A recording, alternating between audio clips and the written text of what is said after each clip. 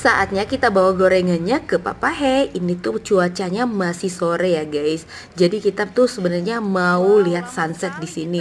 Tapi sunsetnya kok nggak kelihatan guys. Langitnya agak-agak sebenarnya nggak mendung, tapi memang sunsetnya tuh nggak kelihatan. Ya udah deh, kita menikmati pisang goreng aja. Oke, enak enak enak. Gimana gimana gimana?